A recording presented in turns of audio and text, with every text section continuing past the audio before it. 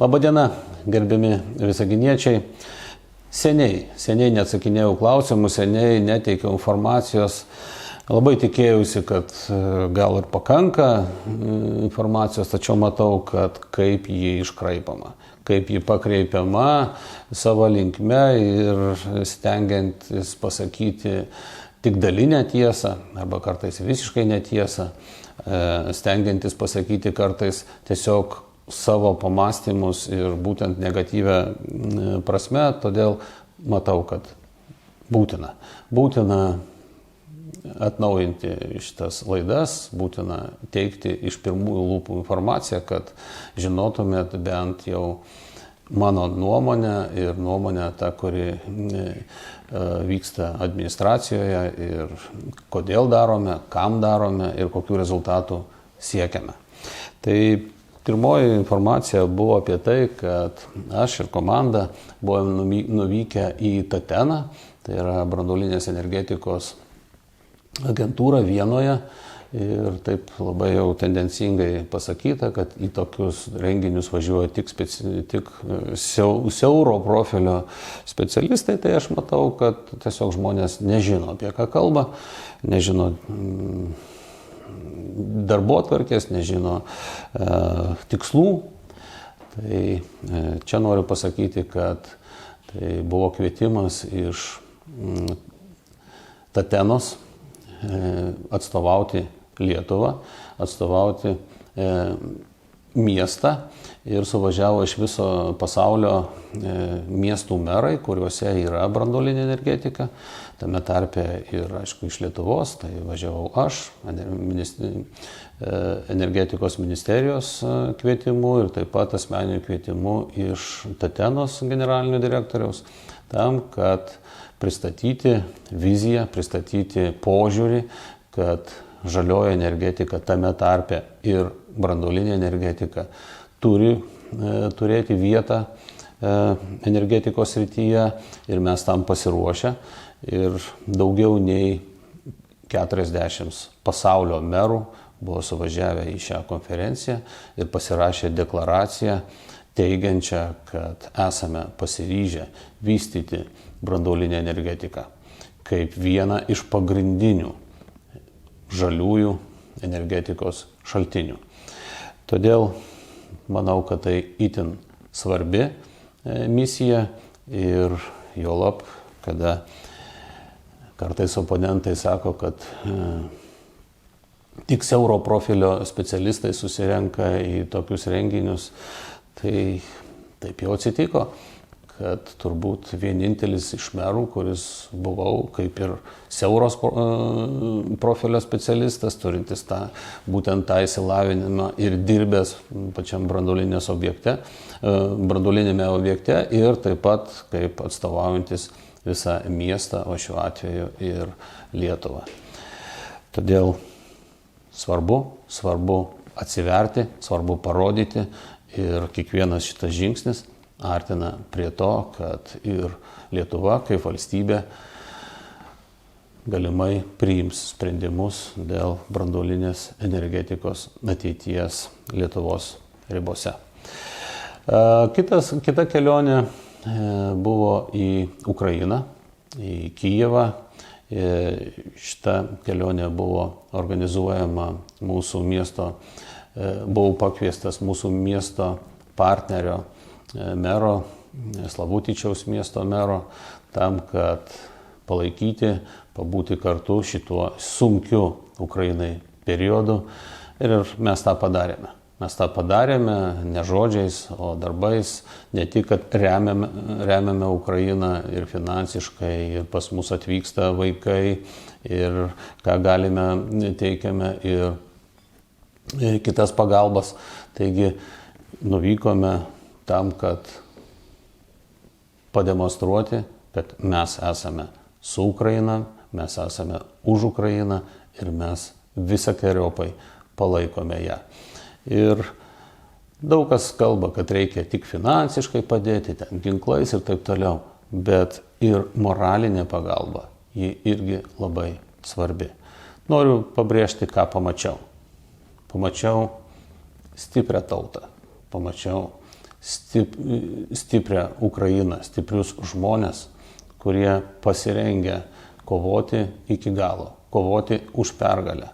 Ir kaip jie patys sako, jeigu rusai gali apsispręsti ir turi pasirinkimą, kariauti toliau ar grįžti ir gyventi taikoje, tai ukrainiečiai tokio pasirinkimo dėja neturi. Jie kovos iki galo, kitaip jų kito pasirinkimo tiesiog nėra. Ir kada matai buvusius sugriautus pastatus, sugriautą infrastruktūrą ir kuri šiuo metu dabar jau pilnai atstatyta, karo metu pabrėžiu. Kada matai, kada naktį subombarduojamas geležinkelis, o po pietų tos pačios dienos jis jau suremontuotas ir vyksta traukiniai, atsiranda tikėjimas. Jie tikrai nugalės, nes jų palaužt neįmanoma. Tai tiek iš tų kelionių, o apie mūsų vietinius reikalus, tai žinot, tiek daug kalbama apie tą inžinerinį statinį, kuris Jaunystės gatvėje, tą kalnelį. Tai eilinį kartą skundų pagalba, ne visiškai tiesos pagalba, vėl jis pristabdytas dėl tam tikrų priežasčių, kad viena iš jų tokia netgi, kad nesuderinta statybos darbai su kaiminystėje esančio sklypo savininku, nors puikiai suprantam, kad tai yra tiesiog visiškai biurokratinis, formalus veiksmas, nes ir kaimynas yra tas pats, tai yra Visagino savivaldybė. Tai tokie derinimai tikrai įvyktų ir jau įvykę. Kiti ten dėl poveikio aplinko vertinimo ataskaita, tai irgi visi veiksmai padaryti. Taigi pačios institucijos sako, jeigu netiek tokių nesibaigiančių skundų, matyt, viskas būtų tikrai gerai. Tačiau skundai eina tiesiog srautu ir iš tų pačių asmenų.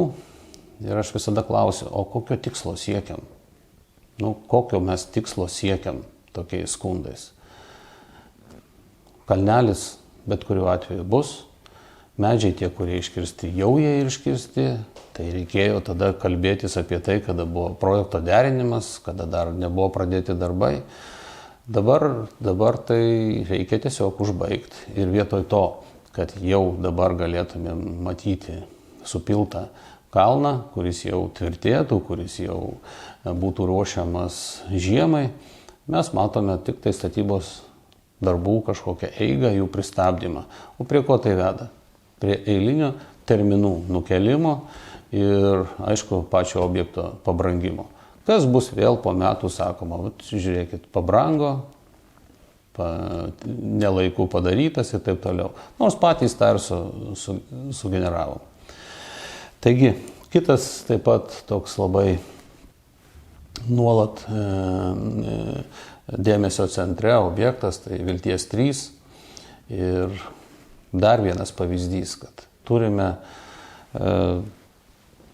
objektą, kuris jau daug metų neeksploatuojamas. Objektą, kuris jau ir griūva ir kuris galėjo jau seniai būti sutvarkytas, teritorija sutvarkyta, kuri tikrai būtų malonu ir pasivaikščioti, ir pabūti, ir galbūt jau toje vietoje būtų ir pastatyti kiti statiniai.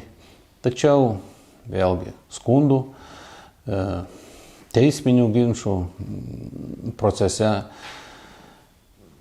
skęstame ir jau šitiek metų stovim ir stebim, kaip pastatas griūva. Klausimas, ko siekiama, kam to reikia, man yra toks klaustukas. Taigi, šiandien galiu pasakyti, kad Kultūros paveldo departamento sudaryta komisija vienbalsiai pripažino, kad tai nėra kultūros paveldas. Aišku, nesunku prognozuoti, kad vėl bus teismai ir vėl stovėsim ir žiūrėsim. Todėl aš kreipiuosi į visus tuos, kurie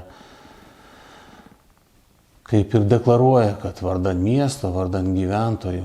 Susimastykim, mes norime būti praeityje, ar vis dėlto siekiame miesto vystymosi, miesto ėjimo į priekį ir kad mūsų miestas gražėtų ir gyventojams būtų nuo to tikrai geriau.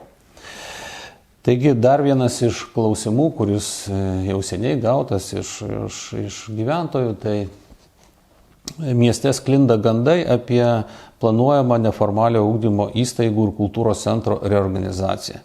Netgi apie pastatų perdavimą arba apsikeitimą. Tuo tarpu šie pastatai turi vienintelę paskirtį, tai švietimo įstaigos. Natūralu, kad tokie gandai kelia nesveiką atmosferą darbuotojų kolektyvuose. Ar galima paaiškinti šią situaciją? Tai matot, pas mus gandai sklinda žymiai greičiau negu tikra informacija, tai gandai sugirdėjęs sklinda ir taip turiu įtarimą, kad tie gandai pasklido todėl, kad aš tiesiog turėjau pamastymą apie tai, kad kokie prioritetai mūsų miesto vystymosi, miesto valdymo. Mano nuomonė, mes turime žiūrėti į priekį. Mano nuomonė, kad pačios geriausios sąlygos tai turi būti mūsų jaunimui, mūsų vaikams, kurie turi gauti geriausią išsilavinimą ir geriausias sąlygas tam išsilavinimui gauti. Ir kada aš matau, kada vaikai apleistose patalpose mokosi, turiu omeny akademijos, kūrybos ir menų akademijos auklėtinius, kada jie neturi galimybės koncertuoti gerose akustinėse salėse, tačiau stovi Vilties tas pats 5 kultūros centro pastatas, kuris tikrai nuostabiai sutvarkytas ir sales turi, ir patalpas ir taip toliau, bet naudojamas pakankamai vangiai, nedaug. Ir kodėlgi nepamąsčius apie tai, kad galėtumėm tiems pagyvenusiems žmonėms, kurie dabar užsiema Vilties 5, suteikti neblogesnės sąlygas, tačiau stipriai pagerinti mūsų vaikams sąlygas, kurie ir taip garsina ir šlovina mūsų miestą.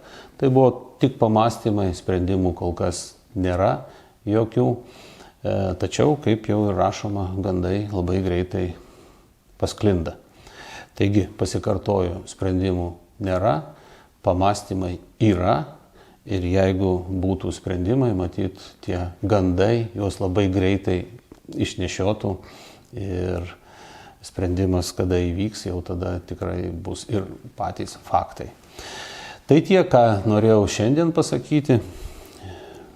Matau pagal prognozę, jau saulėtos dienos ateina, tai tikrai labai džiugu, nes jau pavargome nuo apsiniaukusio oro ir labai didelio kiekio lietaus, jau norisi ir šiek tiek šviesesnių orų, šviesesni orai ateina, tai reiškia ir vėl viskas pas mus bus gerai.